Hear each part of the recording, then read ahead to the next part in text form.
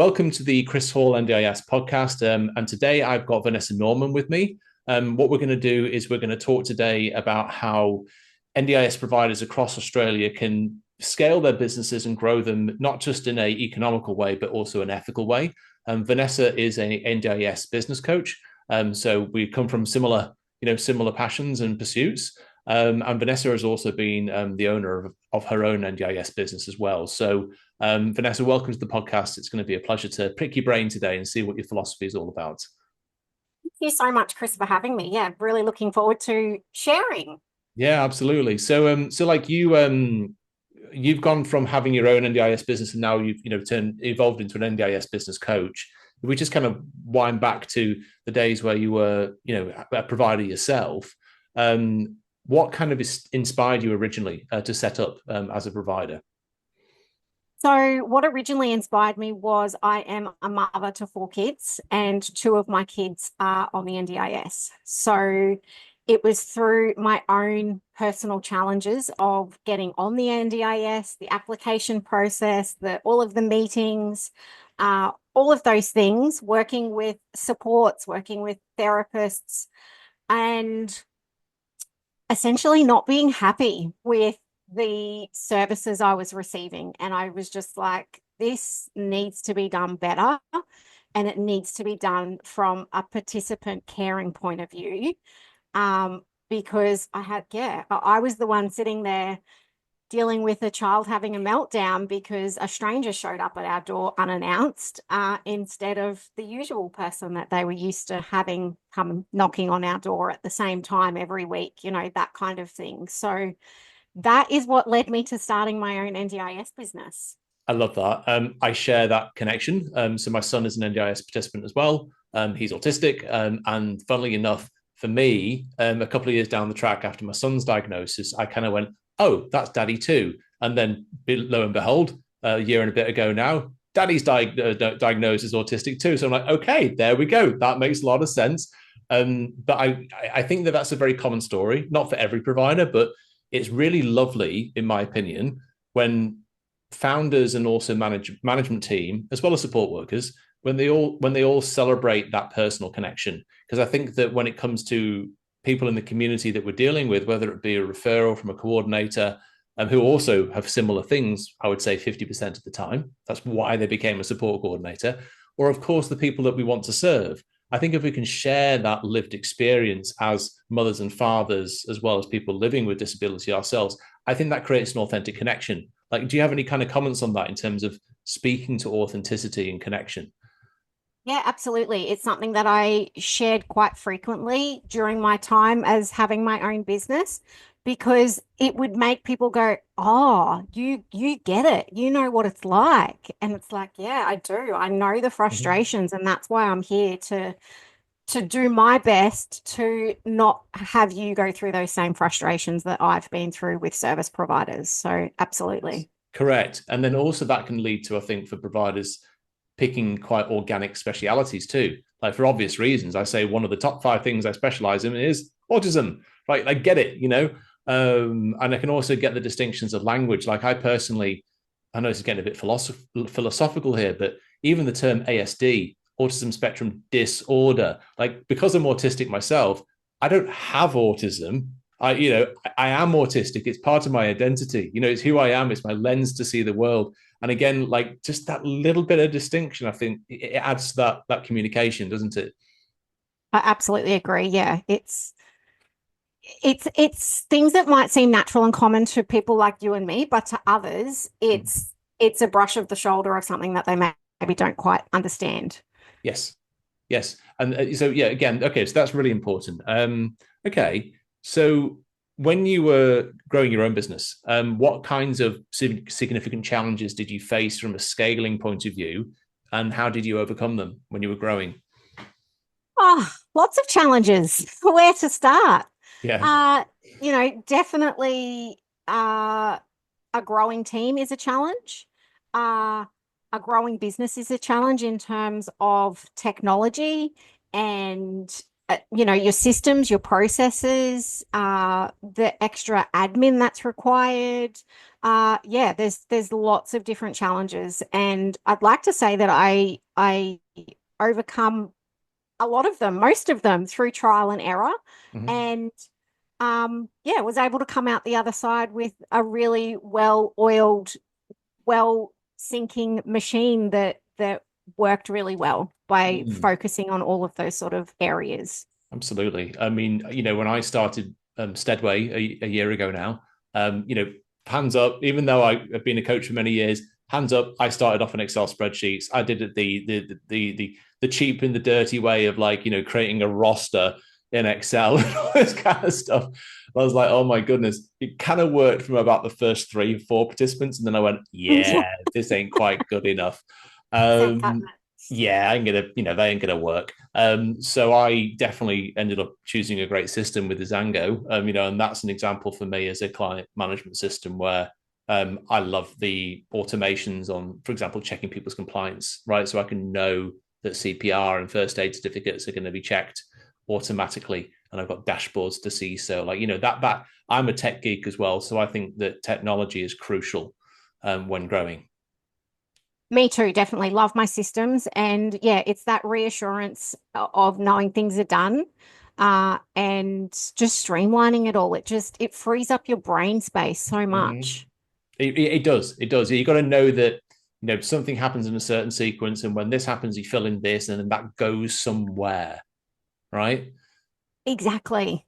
Yeah. It just reduces that. It's like, okay, I don't need to even think about that now. The system does that. And I just, if I get sent an email and I need to action it, then so be it. Um, and you're notified as soon as an incident occurs when, you've got a large team out in the field. Mhm. Yeah, likewise loved Azango. That was prior to Azango, trialed and errored a few other systems that just didn't have the capabilities that I really wanted in automating as much as possible. Mhm. And yeah, the final move, I think I was on Azango for maybe my last 2 years, Mhm. and just game changer. Mhm. Just yeah, from compliance, rostering, invoicing, everything just reduced so much admin and stress around all of that.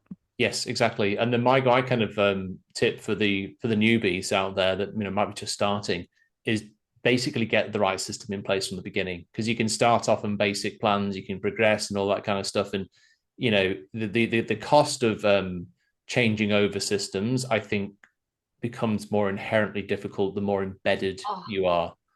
it's massive to transfer all of that data Yeah. and support notes, all of those kind of things. It's so much information to then, yeah, to move from one system to another. So choose wisely. Yes, um, definitely. Now I'm going to put you on the spot a little bit, because I know that again there were lots of challenges, you overcome them all. But what was the biggest setback you had as a provider? The biggest setback, and then what did you learn from it? Oh, biggest setback. Um, I would have to say, maybe bringing staff from positions out as being support workers and upskilling them into roles, because they were a really great support worker, and thinking that they would be really great then moving into more of a senior role in within the admin side of things, and then them maybe not having that skill set to go with it. So you can be a really great support worker who's really great with clients and is reliable and empathetic and all of those things, but then get them on a computer and it can be a totally different thing. So that was a challenge. But then I guess I wouldn't say the people pleaser in me, but the not wanting somebody to feel like they hadn't succeeded. I didn't want to put them back out being a support worker, even though I knew, after a few months, knowing they weren't a fit for this role, Mm, in an administrative side of things, persevering with that in a role that they don't have the skill set for, mm, uh, is definitely, yeah, massive challenges, mm, in on so many levels, like from managing tasks. What tasks am I going to get them to do? Is this going to be done correctly? How long is this going to take them? Hmm. Um, are they, yeah, that would be a big one, I think, because it Mm. was something that I really liked to do in terms of building my team. I liked to be able to upskill people instead of always hiring new, bringing in new people for particular roles. I really liked to be able to upskill people because I liked the side of it that I knew who they were. They were reliable, they were trustworthy, they were hard workers, they were empathetic, they had all these other great skills. But yeah, the flip side of that, I think, was a big challenge for me. I faced a similar one and did the same.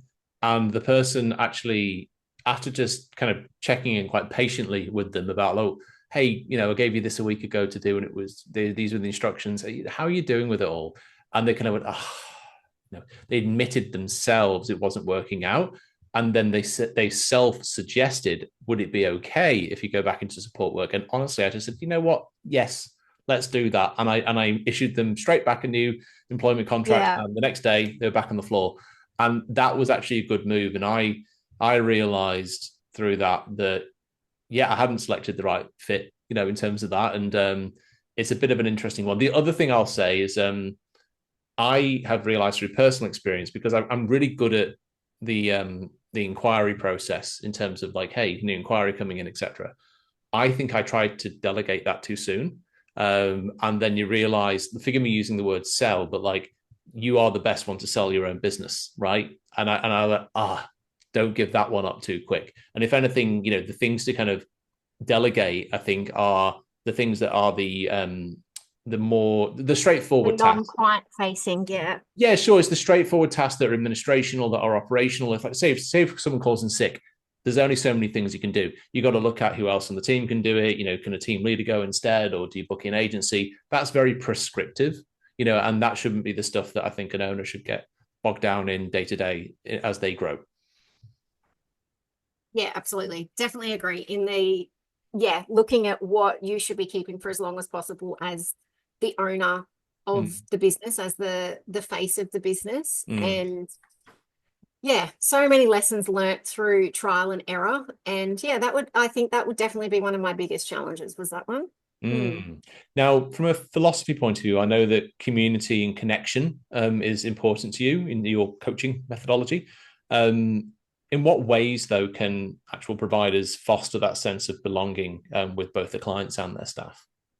Oh, I love this. And I think I did it really, really well. Just to toot my own horn. Um, something that I really looked after my team, my staff. I celebrated birthdays. Every month we would have team meetings where we would have a cake, we would sing happy birthday to everybody. Everybody got a little birthday gift. It was, we would have a staff member of the month, either, yeah, based on different roles or departments within the organization. So we would acknowledge wins, we would acknowledge improvements, and, people who were, maybe there's been a conversation where they needed to improve on an area, and fast forward 3 months and they've really pulled their socks up and improved on something, and letting them know that, giving them that feedback. So it's hugely about communication, transparency, sharing, but also a two-way street of feedback too. So, again, that was something that I really did a lot with my team Mm. was, okay, I want your feedback. Do you have ideas? Do you see something that's maybe done, it doesn't make sense to you, and you have a way that we could look at doing this better or faster, or, whatever Mhm. that looks like. Um, and giving them the opportunity to do that both, like, okay, face to face as well as anonymously. So if people didn't feel confident to say something, it's okay, every staff meeting we have an anonymous box and there's pens and papers out there, and literally giving everybody the opportunity, going, okay, I want everybody to go and write something and add it in the box. 9 times out of 10 it would be people going, you're doing amazing, thank you so much. Sometimes there would be feedback, and sometimes people would love to put their name to it, and other times not, and that's okay too. So I think it's really about the two-way street of communication with staff, and then exactly the same with clients. It is literally exactly the same. So it's celebrating birthdays, it's celebrating Christmas, every year putting on a little Christmas party for all the clients to come to, giving them a Christmas gift, regular check-ins. So I literally had, as my team grew, I had a team member who was responsible for ringing a certain number of clients every single week. And it would obviously be different clients, not calling the same clients every week. But it's that brief touch point of going, hey, how's things going? I just want to check in. Is there anything that we could do better? Do you have any feedback? How's your support worker going? And that was hugely instrumental in areas that we could improve on. Instead of me trying to sit here and guess, why is this happening or why is that happening? Go to the people who can give you both the positive and the constructive criticism on where you can improve. So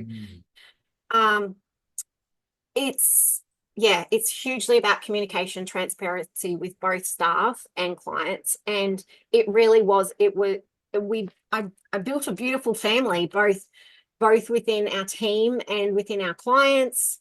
We had clients who we started doing day programs and taking people out, and the friendships that were made even between our participants then, through us and planning those events. It was really lovely to see, and yeah, definitely love the community and I'm all about it. That's beautiful. That's real psychological safety, and that's culture. And I think that culture is lived and breathed, at all levels. And what I think that, truly people say, well, what's your brand? Your brand is not just your logo. It ain't just your color scheme. It's basically what people think and feel about your business, especially when you're not in the room, and when what's a really proud moment, I think, for any business is when you can hear that echo of what you're hoping to make that impression of, like, coming back to you from others, where when you hear it from people that are sending you inquiries, you can go, oh, we love what you're doing at your company name. That's the true culture speaking to that. So that's really cool. Yeah, absolutely. No, very lovely.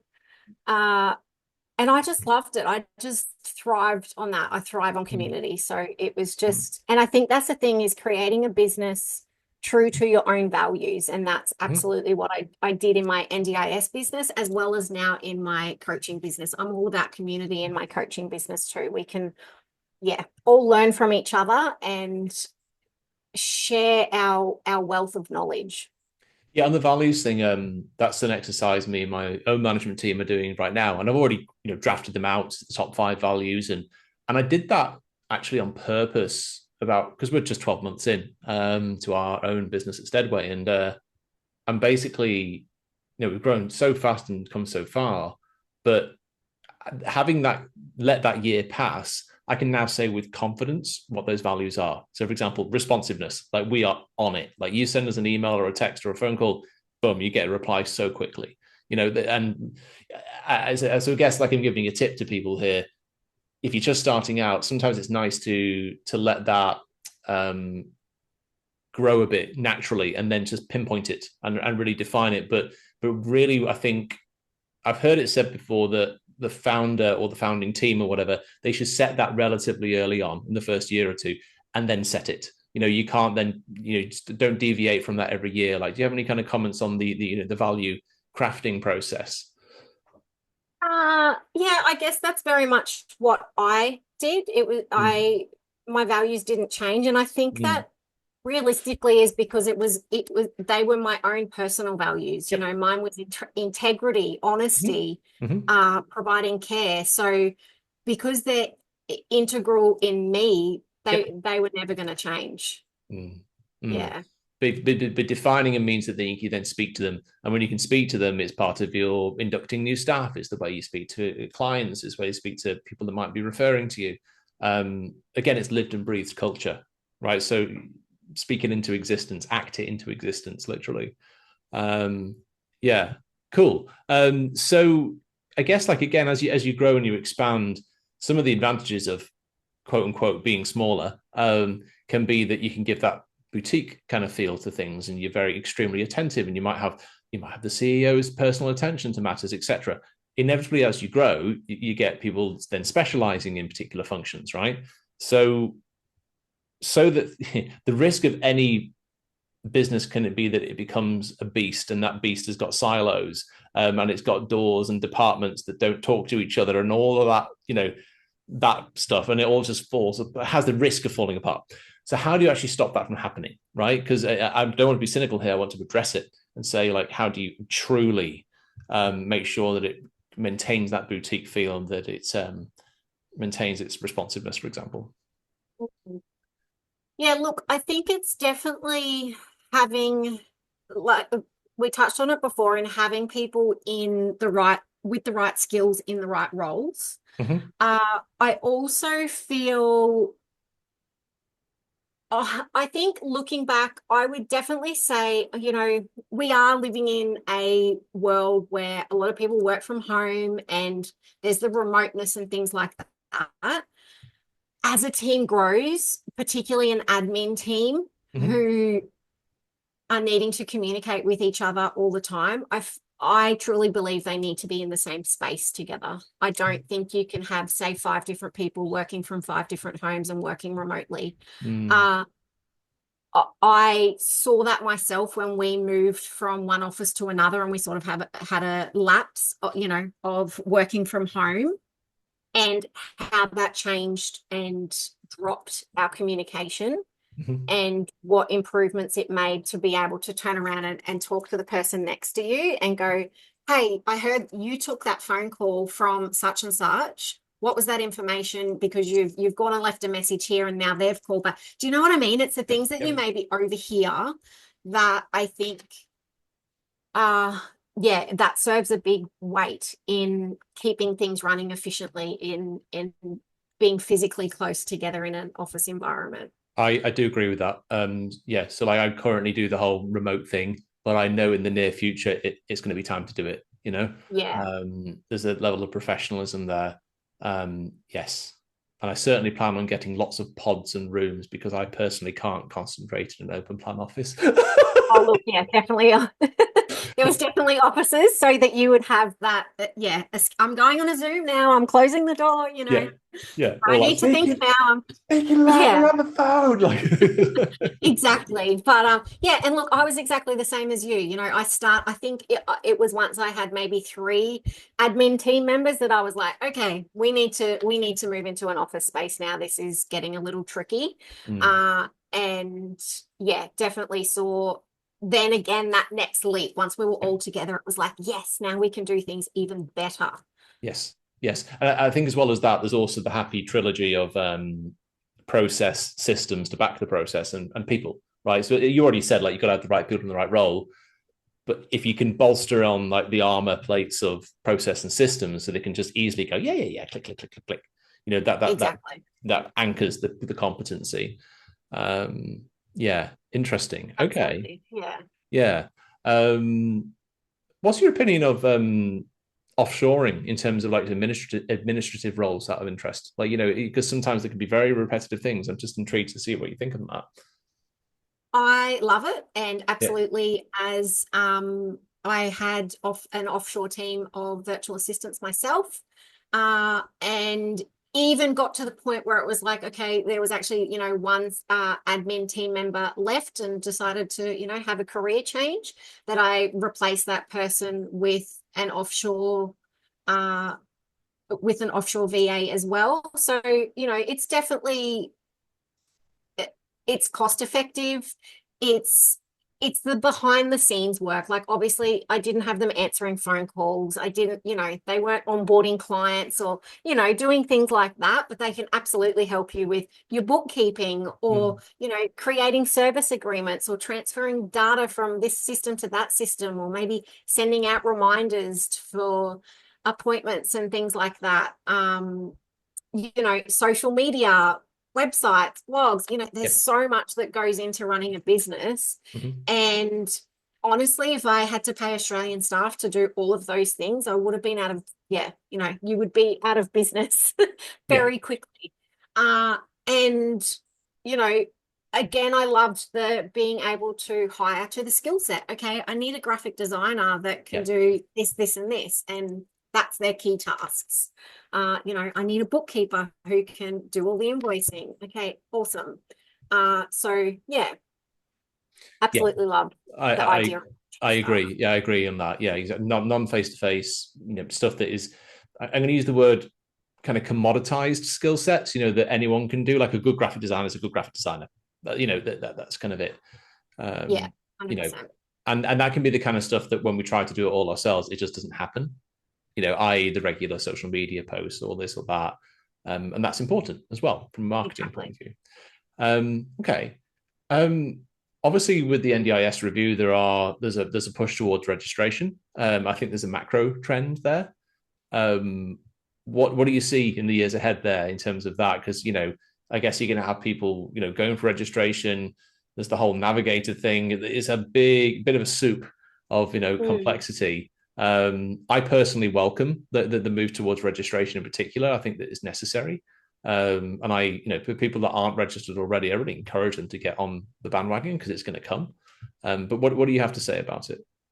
Yeah, I agree with you 100%. I think that, from my own time in the industry, I've come a lot of, as bad as it may sound, I've come across a lot of dodgy things happening in Yep. the NDIS space.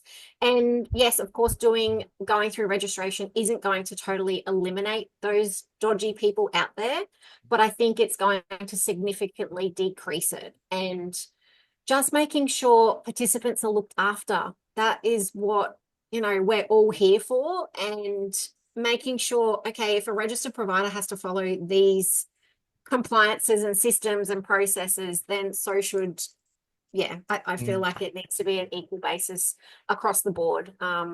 There's people out there who are, yeah, okay, I'm an independent support worker and I don't need to worry about my police check or my yellow card or blue card, any of those things, because I've got an ABN and I can just send an invoice to a plan manager and job done. Yeah. Yeah, on that, gosh, I don't know if I should express a controversial opinion or not. I've opened the Pandora's box and let's go for Well, it. yeah. So I think we're on the same page there. That's Yeah, I want to some say of the things. something about that, about independence, right? So, like, gosh, all right. So, some people are very fiercely protective of independent support workers, and I get it. I do get it. I know there's the time and the place, and there's the personalization, and of course, choice and control is important. But I do worry about because you've got unregistered providers as a company, right? That's one thing, and I think it's obvious that they should absolutely become registered. But the independents that it's just by themselves, like, here's my honest opinion. If you can, as per the price guide, charge you $67, 56, whatever it is for an hourly rate, and then you've got obligations as a company to ensure, pay people as per the SHADS award and train them and all the compliance. You've got to do so many hoops you've got to jump through, right? And I think that's fair, and that's what should be expected to be a competent business owner. But the rub that I've got is that if you're an independent support worker, there are certain things that legally you're meant to do, but unfortunately, there's a really good chance that a lot of them don't happen because there's not really a mechanism to check whether they're happening. And I guess the thing that annoys me a bit is that basically 30 to 40% gap, i.e., they get to charge the full rate. Why is it that some individual that gets to have all those benefits but doesn't get the scrutiny? Exactly. Exactly. I can actually also give you an example that one of the things that really, yeah, made me not like the whole independent thing was we were actually supporting a client who had a independent support worker. This independent support worker, as time went on, well, not so much as time went on, it depended who you spoke to or who you were in front of, whether this independent support worker was her support worker or was the person's partner. And that And this boundaries. is exactly what happened. So this person was getting paid a carer's pension as a partner to look after this NDIS participant. And then unknowingly to ourselves as one service provider, uh, I believe the support coordinator was aware of it and had made reports to the NDIS. This person was then getting paid over $5,000 a week for overnight shifts to provide care and the ad hoc hours in between us being there during the day. Mm-hmm. So double dipping, boundaries, just can of worms. Mm-hmm. Just how many other stories out there are like that because he didn't have to be registered? And there's no oversight. So for example, when I was the director of a previous provider, we had a complaint that we had to lodge. And I'm not an aggressive type, but when I see something done wrong, I will lodge it, right? And we lodged a complaint as reportable about an unregistered provider. And what I learned through that from speaking to the Quality and Safeguards Commission was that their words literally were like, well, yeah, we can follow up with them and we can remind them that they need to follow the NDIS code of conduct. But that's it. There's no, Yeah. unless there's legally a crime that's happened, that's it. There's no, like, that's the most they can crack the whip. We need to have that Like, looming okay, you need to pay consequence. the money back and you need to pay a fine, or Yeah, there needs, something more, yeah, right? Or i.e. your registration. That's the point of being registered. It's yeah, like if you royally bugger it up, your registration could go, and therefore you can't do business. Like there needs to be that knock-on effect. There needs to be a consequence, for it to be a quality system. I think it's a bit broken in that regard. There's not an even playing field. yes, totally agree.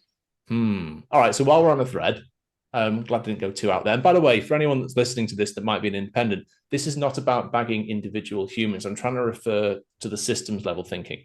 I know that everyone's Yeah, incredible at what they do in terms of the heart and the intent, but I think it's a bit broken as a system. Yeah. yeah.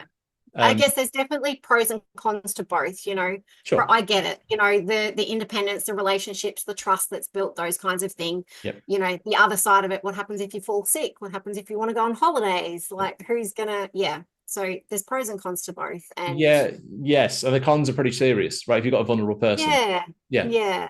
yeah, I always say to my clients, like, hey, you don't have to worry about when someone's sick and going on holiday. That's my problem. I'll fix it. And it makes them feel safe, because that's what we do. Yeah.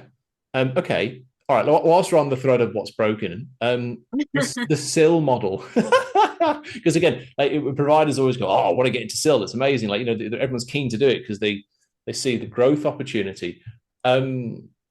Like when I think about SIL, of course, I've done coaching on this, so I understand the model well. But from a pure rental property perspective, it's really common that a provider has to typically rent and maybe sublet to their tenants, to their NDIS clients, rooms in a house, right?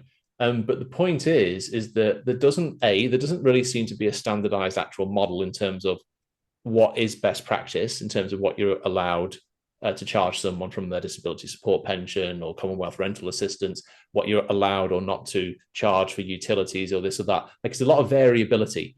But the bottom line seems to be consistently that the average provider is typically making a loss from a accommodation perspective. Like, would you agree with that statement, first of all, before we unpack it? from personal experience, yes, Mm. yes, definitely. Yeah, between rent, utilities, all of those things, furnishing a home, then you've got, yeah, the challenges around funding and ratios, Mm-hmm. Mm-hmm. all of those kinds of things that come into play. Mm-hmm. It's, I think it's, yeah, it's a very challenging uh, road to go down. Yes. Yes, exactly. But what's the answer to that? Right. Because I feel like, there's, a lot of, because, okay, with your coach's hat on, I know that you help providers thrive and have a, business that can work. So, it depends who you follow, right? There's a kind of there's definitely a portion of the community in the industry that's like, oh my goodness, another SIL provider's closed its doors. Like, so there seems to be problems. And I know to a certain extent you can address that with various strategies that we're talking about, whether it be offshoring here or there or growing beyond a certain level. There are ways to fix it. But how much of a concern is this? Is this a kind of like a, hey, we have to fix this? Because otherwise, again, the industry is just going to continue to break. Like, how dangerous is this? If that makes sense. Yeah, I think from an NDIS perspective, probably something needs to change in that regard to be Mm, able to make this more feasible for SIL providers, whether Mm, that's, yeah, looking at it more as a, yeah, I don't have those answers, but I think it definitely needs to come from a NDIS perspective of looking around rates and that kind of thing to be able to improve it. Uh, obviously there is lots of strategies and things that you can be making sure that you're implementing, but if you're doing all of those things, you can, yeah, and you're still struggling, then yeah, I guess it's one of those decisions you need to go into knowing, okay, can I go into this commitment running at a loss for the next 6 to 12 months? Will my business survive that before you go down that road? mm, And to fix that, I think and I guess lots of the larger still providers, it might be, okay, this house here is running at a loss while this one over here is running at a profit. So they're balancing each other out. mm, And that's where they're probably more so uh, getting through. They're mm, surviving mm. because of the balancing each other out. Then, The risk to that, though, is that you have a less competitive marketplace, right? Because it means the small to mediums can't, well, not can't, they can, but there's a barrier to entry, right? So therefore, your Alliance 20, top 25 companies will continue to be the top 25, and they take up to 10% of the entire billings across Australia, right? So there's a risk that the giants remain the giants. It's like an oligarchy mm, if it's not systemically addressed. I guess that's my yes, point, you know? yeah, yeah, no, I definitely agree. Yeah, something Mm. needs to change. I don't know what that would look like, but yeah. Mm. Yeah, of course, like there's the whole thing about some people can also live in. You can still not always, but you can have a SIL budget and still live in your own home, or you might live in community housing. You could have also have SDA, specialist disability accommodation, in your plan, and that therefore tackles the risk on the accommodation side of things. Um, but again, that's a niche within a niche, isn't it? Mm, yeah, very, yeah, it just gets so much more complex, doesn't it? Yeah. It does. It does. I mean, the truth is there's not one individual that understands the entire NDIS No, definitely not. It's a beast. It is a beast. It is a beast. But you truly learn more through conversations like this, where you just keep on looking into it, diving into it, and discovering, right? And that's the best you can do, even as a participant, right? You only know it by being in it. Um, Yeah, definitely. yeah. Okay. In terms of let's put a marketing hats on for a second. How do you differentiate yourself as a provider? Yeah, look, I think it's definitely about, you said this a bit earlier, what is your niche? What Mm, is your either the demographic of people that you are ideal to be providing care for, or maybe it's a particular disability. I think it's 100% about being exceptional at a couple or one thing instead of trying to be somebody who's okay at trying to do 10 or 20 things that you don't do very well. Niche down, be amazing at the one thing, be the person in your local community that when somebody goes, oh, we've just had somebody who's diagnosed with MND. Yes, this is the go-to. They are the MND experts. Uh, they've got it all set up. They've got all the staff trained. They've got they know how to be caring for people with MND, all of those things. So I think that is the huge point of difference people need to make. And obviously you need to market that and make that visible to the outside world is what you're really good at. What is your number one thing? and it has to be genuine, right? So almost, almost by accident, we started doing quite a lot of work with Huntington's disease, for example. So therefore, I can genuinely state we understand that particular disability because we have multiple clients, with that, or pick your thing. So it can happen organically. The thing I'd also like to add to that is one of my kind of aha moments in the last year was be really proud of your operational capability. So what I do to differentiate myself is I will make a point that we don't use any pieces of paper at Steadway. Everything's digitized in Nizango. So we do all of the medication forms in the app. We can do blood glucose levels in the app, and we can share that with the specialist, with the GP, etc., as a piece of data or data, potato. And that's cutting edge because it leads to better targeted health outcomes. Because we can show progress over time. So even just like things like making the statement that when our support workers turn up to a shift with you, they have to clock in, they are time checked, and they're also geographically stamped in terms of where they are. So we as an office can know, hand on heart, that they've safely arrived to your shift and you're okay. Things like that, right? Because what I think you'll notice is that it doesn't matter where you are in Australia, a lot of providers aren't doing any of that. And so therefore, all of a sudden, people go, actually, that's the stuff that matters. I need to know what blood glucose says. I need to know that the support worker is definitely going to turn up and that you guys have got it and you're not just kind of letting go of whatever happens to fate. Do you know what I mean? Like being proud of your operational capability. Yeah, absolutely. Yeah. Like being able to go have somebody arrive at a shift and 100% that they have access to on their little phone your care plan and they know everything about you. Every support worker that arrives has that. Yes. Or, oh no, we suddenly have to call an ambulance and take you to hospital. We have all of your medication charts, your urine output, your food intake, all on that person's phone who is with you right now and can take that to the hospital with them and hand that over to the doctors. True. It's mind-blowing. That's cutting edge. That's what it is. So I really kind of lent into that, and I feel like that makes a genuine impact. So the other thing that I do is I put my support workers' profiles on the website, right? Pictures included, hobbies and interests, qualifications, because that's nice. It's not just a box. I love that. It's the personability. It's the humanization, isn't it? Knowing a face before it arrives and knowing a bit about them. You might have, they love the footy. Oh, cool. I can have a chat to them about who's playing this weekend, Yeah. It's also relevant in disability from a trauma-informed point of view, because a lot of people have gone through PTSD or some form of anxiety or depression, and they're, with all of that, you want to literally see a picture of the person that you are either agreeing or not agreeing to do a meet and greet before you sign a service agreement. Do they look nice and like a nice person? Is it a trigger point for them? And would you prefer the other, lady here instead? Whatever it is, it's very important. It can't just be a black box of not knowing, who you're dealing with. Yeah, no, definitely agree. Look, I didn't go down the road of putting it on websites because what I found too is support workers would max out. So you don't want them on the website.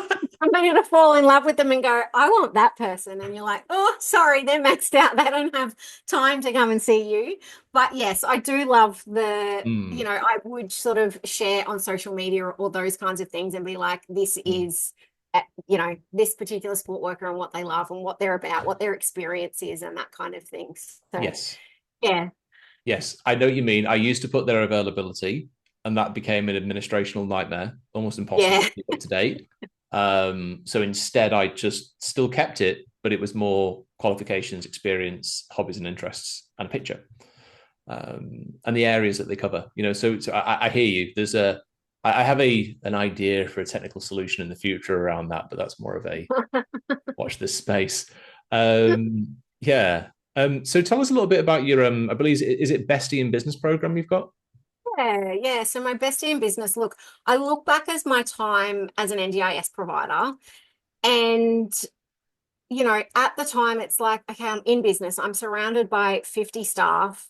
I've got an amazing husband. He doesn't understand the ins and outs of the NDIS though. And I needed a bestie in business. I needed somebody that I could chat like this and discuss ideas and go, hey, what do you think about this? Would this be a good idea if I implemented this in business? Or just, oh my goodness, I had a really stressful day today and I need to just get it off my chest kind of thing. So that's what I look back as what I wanted and what I needed as an NDIS provider, somebody I could go to and get some answers when I was struggling and I didn't have the answers because, as the CEO of your business, your team look to you for the answers. And what if you don't have them? So, that's what my program is about. I focus. I've really sat down and looked at what I did really well in business and what made me so successful. And I've created my 7-stage framework on the different areas of business that you need to focus on to grow a successful NDIS business. You know, it's no use in having an awesome marketing campaign if you can't train your team effectively. You know, there's no point in, yeah, you know, you Mm. get the picture. So I go through and cover in my program all of those 7 stages of what it takes to build a successful NDIS business. And that's through online workshops in a program, sorry, in an online platform that people can watch at any time that suits them, Mm. as well as live Q&A coaching sessions with me. So that's where Mm. you've got access to my brain, but it's also the community. So it's a group call where you can learn from other providers. So, you know, somebody might ask a question about something that's going on for them in business right now, and it's not something you've faced yet. And maybe you come to it 6 months down the track and you've already heard how I have coached and provided some tools and resources to help this other business owner 6 months ago. You already know what to do. You're facing this situation and you've already learnt the lessons.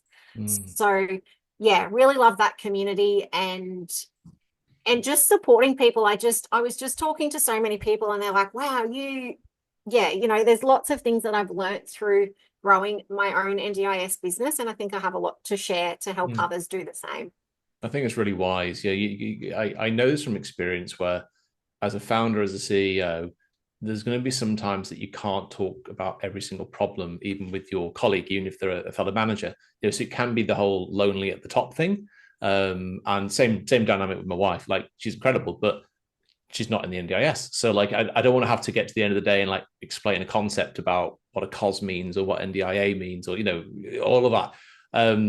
Yes. And so you need that person that gets it. And I think structure and proactivity is crucial. And also you want to hear from people that have done it before and know how to tackle things. So it's really wise because any business, doesn't matter if you're year 1, 10 or 20, you go through various stages of maturation and cycles. And you know, I've also heard it from a scaling point of view that you can go through, some people call it the desert of death, where you kind of like, you go to a certain bit like And then this, you comment a little bit. and you go, oh no, and then you just go, and you can get to the other side of the desert. You know the oasis is there, and you go whoosh like that. But but you got to get through. So like, you know, by the way, it's not also doom and gloom, but there are periods where you got to make sure you don't stagnate, right? So it's so crucial to have a community of fellow business owners and coaches like yourself. Yeah. Yeah, absolutely. And yeah, I just love it. So it's what I live and breathe. Yeah, exactly. Well, brilliant. Look, Vanessa, it's been a pleasure to have you on. Thank you so much for having a chat about philosophy and scaling and all that stuff. This stuff really floats my boat, and I hope that whoever's listening gets something out of it. How can people get in contact with you? Yeah, so you can, I'm, you know, on all the socials or my website, vanessanorman.com.au. Nice and So, easy. yeah. Perfect. Okay, well, we'll put that in the show notes. And look, this podcast today is brought to you by Steadway, my own business as well on the Central Coast. If you have the need for any disability supports in Central Coast, New South Wales, please feel free to get in contact with us too at steadway.com.au. And Vanessa Norman, lovely to have you on the podcast. Thanks again for coming on. Thank you so much, Chris. Cheers, everyone. Catch you soon.